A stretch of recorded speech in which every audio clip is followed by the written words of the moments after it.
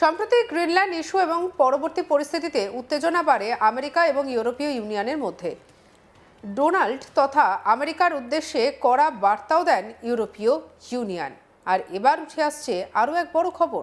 France, Belgium, Germany, Italy, Spain, Denmark এবং পোল্যান্ডের মতো প্রত্যেকটি দেশের 1000 জনেরও বেশি মানুষের ওপর পরিচালিত একটি সমীক্ষা অনুসারে 51% মানুষ ট্রাম্পকে ইউরোপের শত্রু হিসেবে মনে করেন, আর মাত্র 8% তাকে ইউরোপের বন্ধু বলে মনে করেন।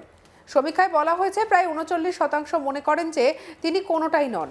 ট্রাম্পের ডেনমার্কের স্বায়ত্তশাসিত অঞ্চল গ্রিনল্যান্ড দখলের হুমকির পর 13 থেকে 19 জানুয়ারির মধ্যে অংশগ্রহণকারীদের মতামত নেওয়ার পর এই ফলাফল পাওয়া গিয়েছে। ডেনমার্কের জনগণই ট্রাম্পকে সবথেকে বেশি শত্রু হিসেবে বিবেচনা করেছেন। 7টি দেশ জুড়ে 44% বলছেন যে ট্রাম্প একজন স্বৈরশাসকের মতো আচরণ করেন এবং আরও 44% মনে করেন যে তার স্বৈরাচারী প্রবণতা রয়েছে। মাত্র 10% মনে করেন যে তিনি গণতান্ত্রিক নীতিকে সম্মান করেন। ট্রাম্পের অধীনে একসময়ের ঘনিষ্ঠ আমেরিকান মিত্রদের শত্রু ভাবাপন্ন হয়ে ওঠায় এবং ইউরোপের সার্বভৌমত্বের জন্য হুমকি সৃষ্টি করায় ইউরোপকে কঠিন পরিস্থিতির সম্মুখীন হতে হচ্ছে। যদিও ইতিমধ্যেই ট্রাম্প খনিজ সমৃদ্ধ গ্রিনল্যান্ড জোর করে দখল করার সিদ্ধান্ত থেকে সরে এসেছেন। ইউরোপীয় দেশগুলি বলছে যে তারা আমেরিকার পরবর্তী যে কোনো পদক্ষেপের জন্য সতর্ক রয়েছে। বুধবার ট্রাম্প বলেন, ইউরোপের সঠিক পথে এগোচ্ছে না। ট্রাম্প প্রশাসনের দ্বারা ডিসেম্বরে প্রকাশিত একটি আমেরিকান জাতীয় নিরাপত্তা কৌশলপত্রে বলা হয় যে অভিবাসন ইউরোপকে সভ্যতার বিলুপ্তির মাধ্যমে হুমকি দিচ্ছে এবং ডানপন্থী দলগুলোর মধ্যে প্রতিরোধ গড়ে তোলার আহ্বান জানানো হয়েছিল।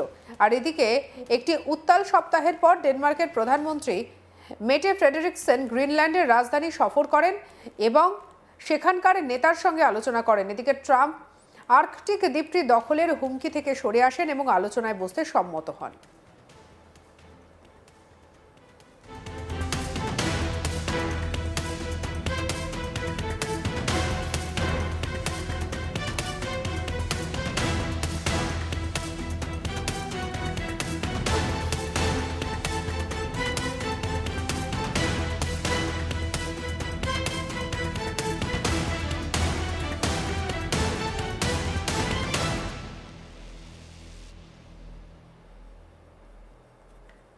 ডেনমার্কের ট্রাম্পের এই দাবি প্রত্যাখ্যান করেছে যে চীন এবং রাশিয়া এই অঞ্চলে নিজেদের অবস্থান শক্ত করার চেষ্টা করছে বলে আমেরিকাকে গ্রিনল্যান্ডের নিয়ন্ত্রণে নিতে হবে। কোপেনহেগেন দ্বীপটিকে তাদের সামরিক উপস্থিতি জোরদার করার প্রতিশ্রুতি দিয়েছে।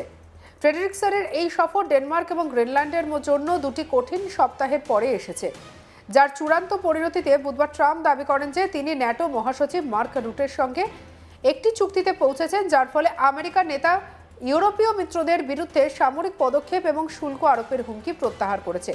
ফ্রেডেরিকসেন সাংবাদিকদের বলেন, আমি এখানে এসেছি গ্রিনল্যান্ডের জনগণের প্রতি ডেনমার্কের জনগণের জোরালো সমর্থন দেখতে। উল্লেখ্য, গ্রিনল্যান্ড নিয়ে সম্প্রতি সময়ে গোটা বিশ্বে যে পরিস্থিতি সৃষ্টি হয়েছে তা সকলেরই জানা। গ্রিনল্যান্ড ইস্যুতে চর্চা জারি। গ্রিনল্যান্ড নিয়ে বিভিন্ন মন্তব্য করেছেন আমেরিকার প্রেসিডেন্ট ডোনাল্ড ট্রাম্প। আবার পাল্টা প্রতিক্রিয়া এসেছে ডেনমার্কের তরফ থেকেও। ইতিমধ্যে ইউরোপের বিভিন্ন দেশের সেনাকেও ডেনমার্কে ঢুকতে দেখা গিয়েছে। আর এবার আরও এক আপডেট গ্রিনল্যান্ডের বিষয়। আমেরিকার প্রেসিডেন্ট ডোনাল্ড ট্রাম্পের ইউটার্ন নেওয়ায় ইউরোপীয় ইউনিয়নে বা ইইউ নেতারা কিছুটা স্বস্তির নিঃশ্বাস ফেলেছেন। গ্রিনল্যান্ড অধিগ্রহণ করার বিষয়ে ট্রাম্পের হুমকির পর বৃহস্পতিবার গভীর রাতে ব্রাসেলসে জরুরি শীর্ষ সম্মেলন একত্রিত হন ইইউ নেতারা। একটি সংবাদ সংস্থার তথ্য অনুযায়ী গ্রিনল্যান্ড অধিগ্রহণের জন্য আমেরিকার চাপের প্রতিবাদে ইউরোপীয় পার্লামেন্টে তার অনুমোদন স্থগিত করার পর নেতারা বলছেন যে ইইউ আমেরিকা বাণিজ্য চুক্তি আবার সঠিক পথে ফিরে আসুক। তবে ইইউ নেতারা সতর্ক করে দিয়েছেন যে ট্রাম্প যদি তাদের আবার হুমকি দেন তবে তারা পদক্ষেপ করতে প্রস্তুত। ট্রাম্প গ্রিনল্যান্ডে উচ্চ শুল্ক আরোপের হুঁশিয়ারি দেওয়ার পর এই শীর্ষ সম্মেলনটি আয়োজিত হয়।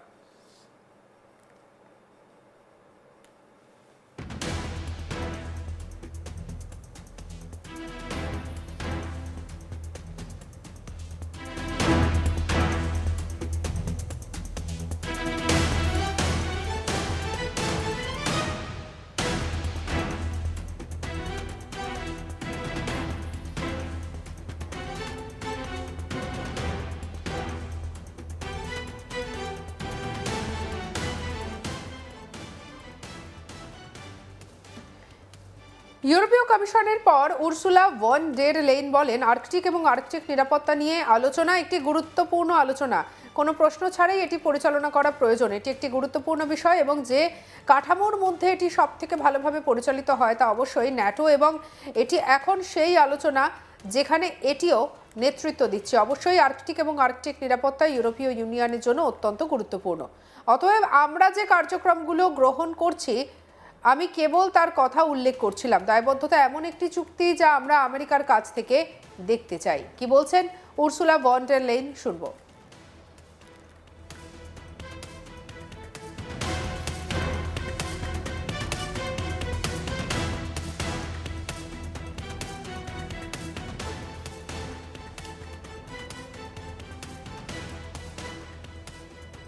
A compliment indeed.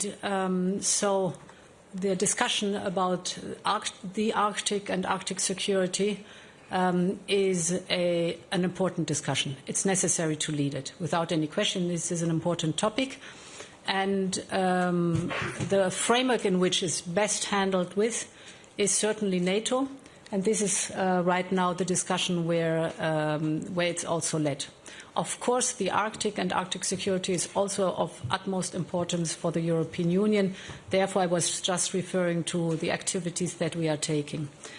And on the other hand, what the trade measures are concerned, during the last summer, we have developed the potentially necessary countermeasures. They were on the table, they stayed on the table. But for us, it's more important reliability. A deal is a deal. That's what we want to see from the United States. That's what we want to deliver from our side.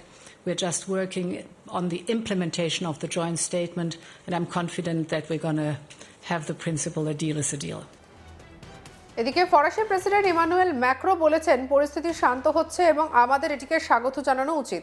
আমরা অত্যন্ত সতর্ক রয়েছি এবং যদি আমরা আবারও হুমকির লক্ষ্যবস্তুতে পরিণত হই তাহলে আমাদের হাতে থাকা উপকরণগুলি ব্যবহার করতে প্রস্তুত।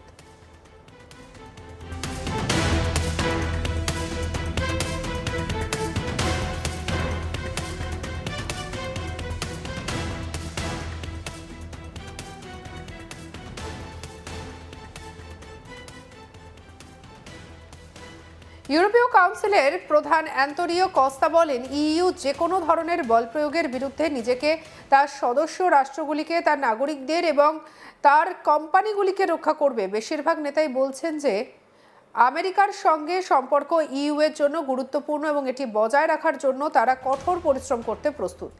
একই সঙ্গে ওয়াশিংটনের কাছ থেকেও কঠোর পরিশ্রম এবং সম্মান আশা করা হচ্ছে। ব্লকের পররাষ্ট্র নীতি প্রধান কাজা কালাস বলেছেন, মতবিরোধের কারণে ইউরোপের ৮০ বছরের ভালো ট্রান্স আটলান্টিক সম্পর্ক নষ্ট করতে ইচ্ছুক নয়। আমরা এতে আমাদের সময় এবং শক্তি বিনিয়োগ করতে ইচ্ছুক। সঙ্গে রাখুন আজ তাক বাংলাকে, মতামত জানান কমেন্ট সেকশনে।